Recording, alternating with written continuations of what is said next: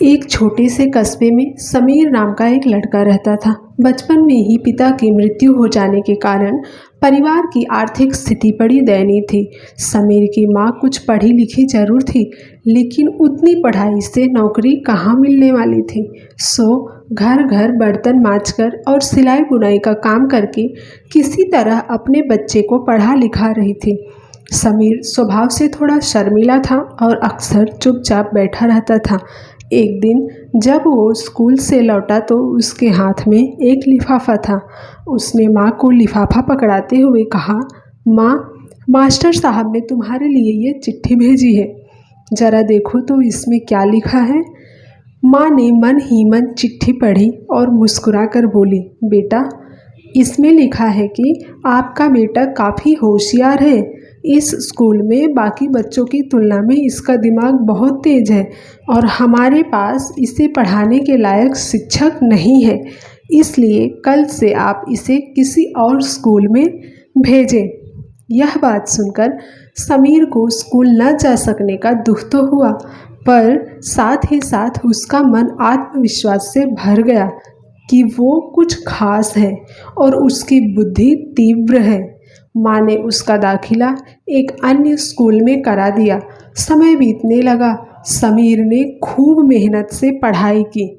आगे चलकर उसने सिविल सर्विसेज परीक्षा भी पास की और आईएएस ऑफिसर बन गया।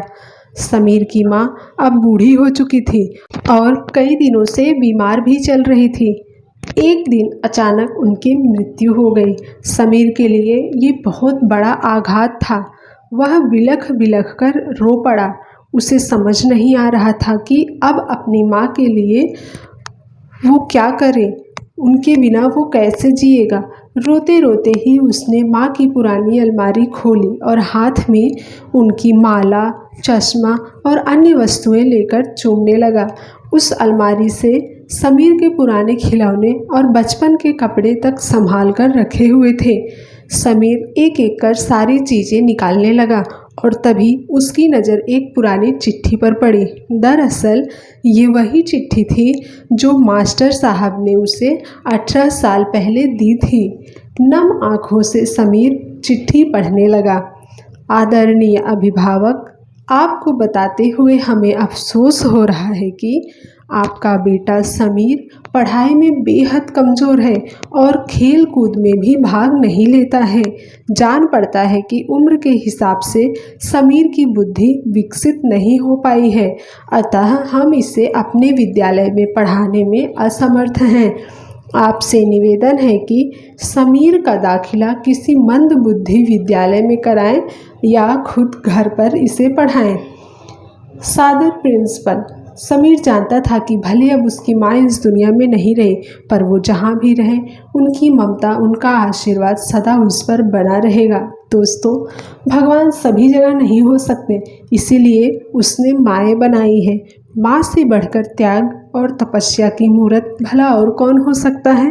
हम पढ़ लिख लें, बड़े होकर कुछ बन जाए, इसके लिए वो चुपचाप ना जाने कितनी कुर्बानियाँ देती है। अपनी ज़रूरतें मार कर हमारे शौक़ पूरा करती है।